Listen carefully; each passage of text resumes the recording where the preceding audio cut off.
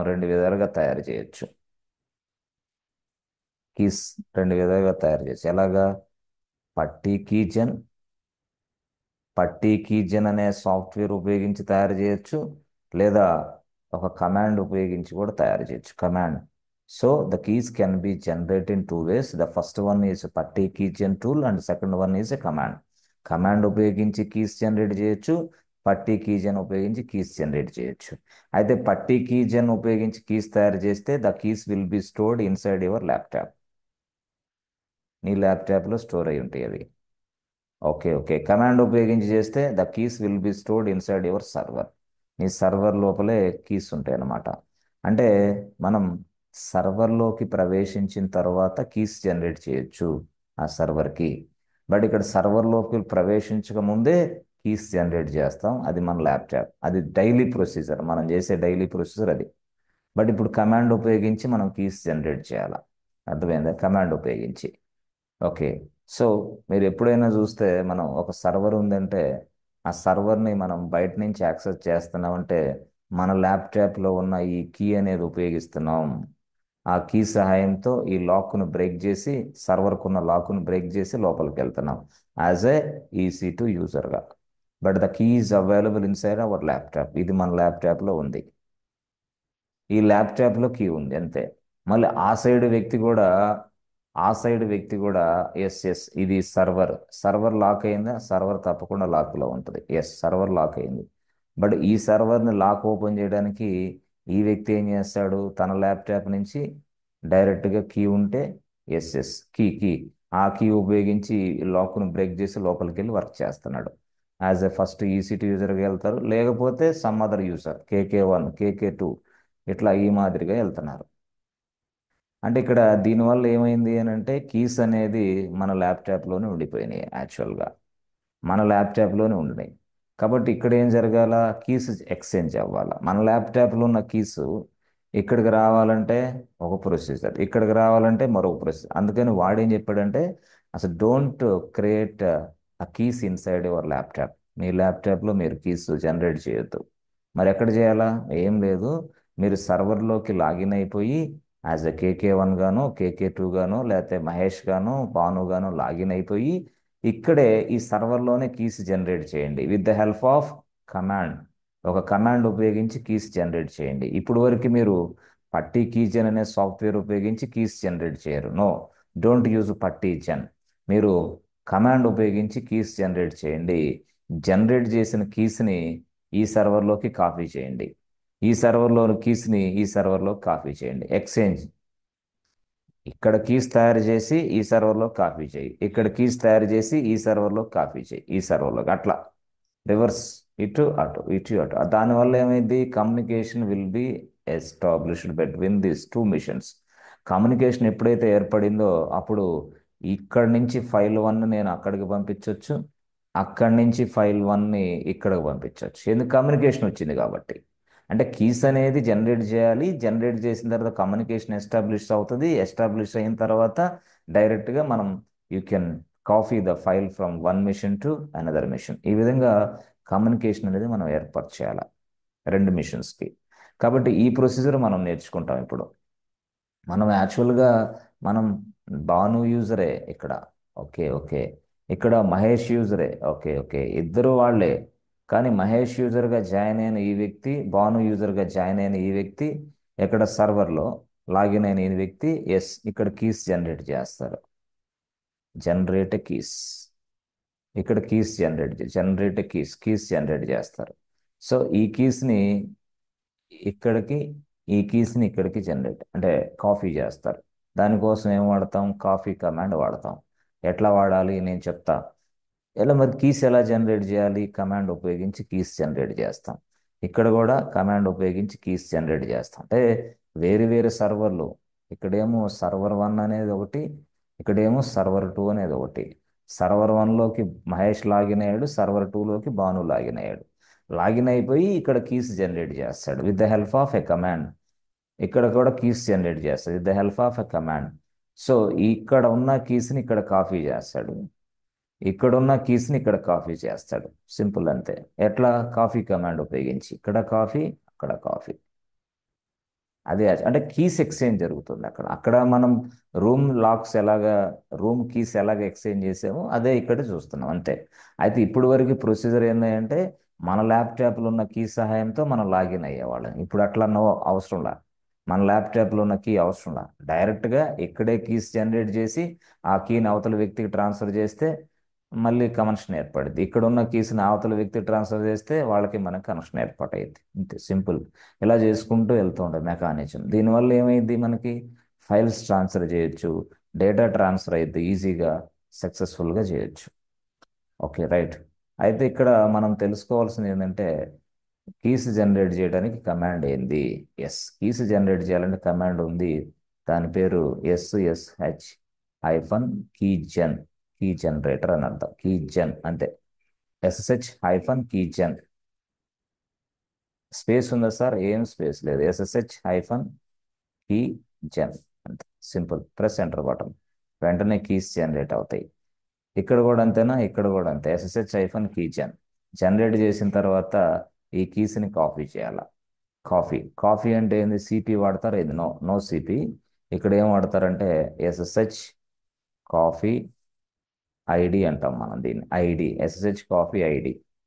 ఏ సర్వర్లోకి చేయాలా? Server 2. Server 2 అంటే ఏంది? 5.6.7.8.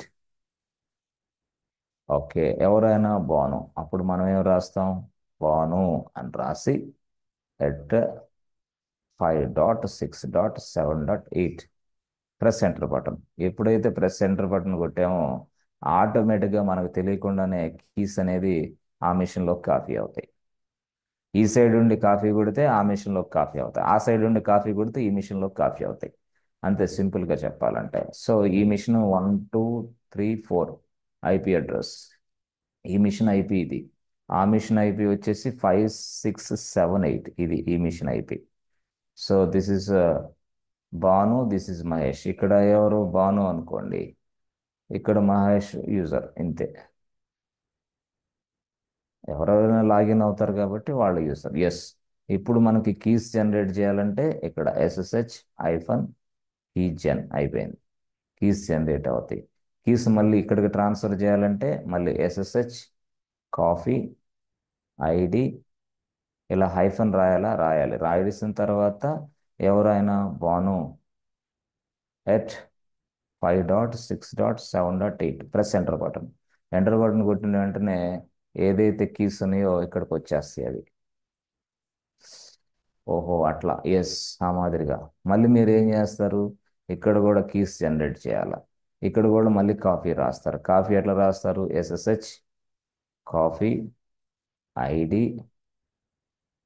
మహేష్ ఎట్ మహేష్ అంటే 1 2 3 4 అంతే అయిపోయింది. ఇట్లా ఇట్లా ఎప్పుడైతే ప్రెస్ ఎంటర్ బటన్ కొట్టారో ఆ కీస్ ఇక్కడికి వస్తాయి.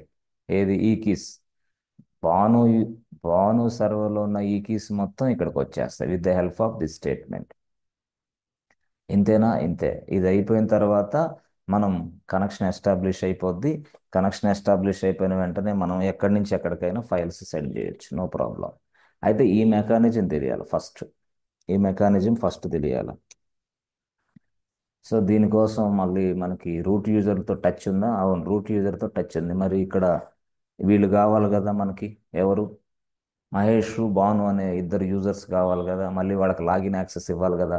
అందుకోసం మనం ఏం చేస్తాం? సింపుల్గా ఫస్టే ఈ మెకానిజం అంతా ఒక వ్యక్తి తయారు చేస్తాడు. ఆ వ్యక్తి ఎవరు? అతను రూట్ యూజర్ కావచ్చు, అతను రూట్ యూజర్ అయి ఉండొచ్చు, లేదా సూడో యూజర్ అయి ఉండొచ్చు. ఎవరైనా అయి ఉండొచ్చు. వాళ్ళు ఏం చేస్తారు? వాళ్ళ మిషన్స్లోకి లాగిన్ అయిపోయి first step user add Mahesh అయిపోయింది. రెండో స్టెప్ యూజర్ యాడ్ భాను, అది తయారు చేశారు. మూడో స్టెప్ పాస్ట్ ఎబ్రిడి మహేష్.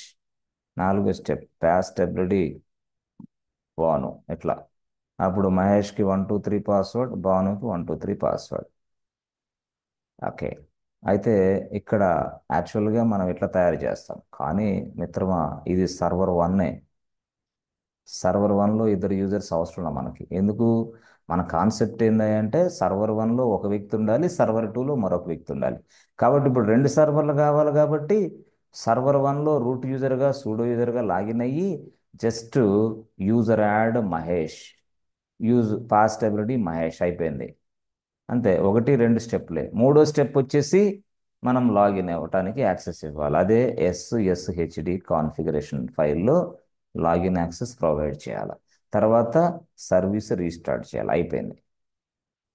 ఈ నాలుగు స్టెప్లే. ఒకటేమో యూజర్ని తయారు చేయటం, రెండేమో యూజర్స్ పాస్వర్డ్ ఇవ్వటం, మూడేమో యూజర్స్కి లాగిన్ యాక్సెస్ ఇవ్వటం, నాలుగేమో సర్వీస్ రీస్టార్ట్ చేయటం. ఈ నాలుగు స్టెప్పులు ఈ సర్వర్లో చేశాం.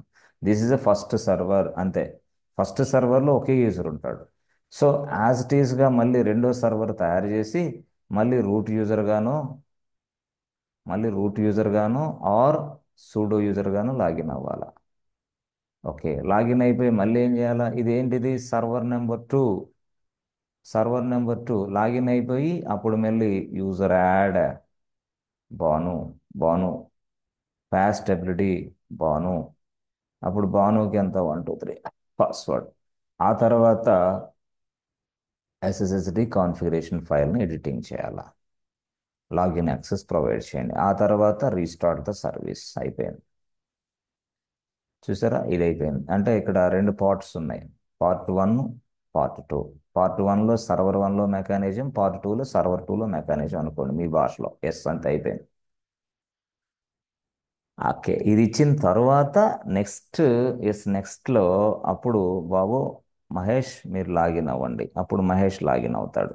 బాబు భాను మీరు లాగిన్ అవ్వండి. అప్పుడు భాను లాగిన్ అవుతాడు తన వేరే వేరే సెషన్స్లో. అప్పుడు అక్కడ లాగిన్ అయిన తర్వాత ఆ మెకానిజం వేరే. ఇప్పుడు దాకా ఇది. నెక్స్ట్ భాను యూజర్గా లాగిన్ అయిన తర్వాత, ఎస్ ఇది నేను చెప్పింది ఇది. భాను యూజర్గా లాగిన్ అయిన తర్వాత, మహేష్ యూజర్గా లాగిన్ అయిన తర్వాత మనం ఏం చేయాలి? సింపుల్గా ఎస్ఎస్హెచ్ కీస్ జనరేట్ అవుతాయి. SH copy ID keys copy అయిపోతాయి. భాను యూజర్గా లాగిన్ అయిన తర్వాత ఎస్ఎస్హెచ్ కీస్ జనరేట్ అవుతాయి. ఎస్హెచ్ కాఫీ ఐడి కాఫీస్ అవుతాయి. అంత అయిపోయింది. ఇది స్టోరీ. సో ఈ క్రమంలో మీరు తెలుసుకోవాల్సింది first step server 1 creation. Server 1 creation తర్వాత రూట్ యూజర్ గానో సూడో యూజర్ గానో ప్రవేశించి ఒక యూజర్ని పాస్వర్డ్లు లాగిన్ యాక్సెస్ ఇచ్చి ఆ తర్వాత మళ్ళీ సర్వర్ 2లోకి ప్రవేశించి అది రూట్ గానో సూడో గానో మళ్ళీ యూజర్ని తయారు చేసుకోవాలి. అంత అయిపోయింది. ఇది తయారు చేసిన తర్వాత సర్వర్ 1కి సంబంధించి ఒకళ్ళు ఉన్నారు, సర్వర్ 2కి సంబంధించి ఒకళ్ళు. అలాగా మహేష్ అనే వ్యక్తి సర్వర్ 1, భాను అనే వ్యక్తి సర్వర్ 2. ఇప్పుడు మహేష్ అనే వ్యక్తి ఇక్కడగా కీస్ జనరేట్ చేస్తాడు SSH-keygen అనే కమాండ్ ఉపయోగించి. భాను అనే వ్యక్తి కూడా SSH-keygen కీస్ జనరేట్ చేస్తాడు. జనరేట్ చేసిన తర్వాత ఇక్కడ ఆయన కాపీ చేస్తాడు. కాపీకి ఏంటంటే SSH-కాఫీ ఐడి, SSH-కాఫీ ఐడి అయిపోయింది. ఎక్స్చేంజ్ అయిన తర్వాత అప్పుడు ఇక్కడ ఒక ఫైల్ తయారు చేద్దాం శాంపిల్గా. ఆ ఫైల్ని ఇక్కడికి పంపించవచ్చు. ఇక్కడ ఒక ఫైల్ తయారు చేద్దాం శాంపిల్గా. ఆ ఫైల్ని ఇక్కడికి పంపించవచ్చు. రెండు చూడొచ్చు మనం. ఇది స్టోరీ. ఈ క్రమంలో మీరు చేయాల్సిన మెకానిజం అంతా ఇది. ఈ 3 పార్ట్స్ అనుకోండి. 1 2 3 4 పార్ట్స్ ఇది మొత్తం. ఈ 4 పార్ట్స్ మెకానిజం అంతా మీరు చేయగలగాల. ఓకే, అయితే ఇక్కడ మీరు చూస్తే చూడండి, మనం ఎప్పుడైనా సరే చూడండి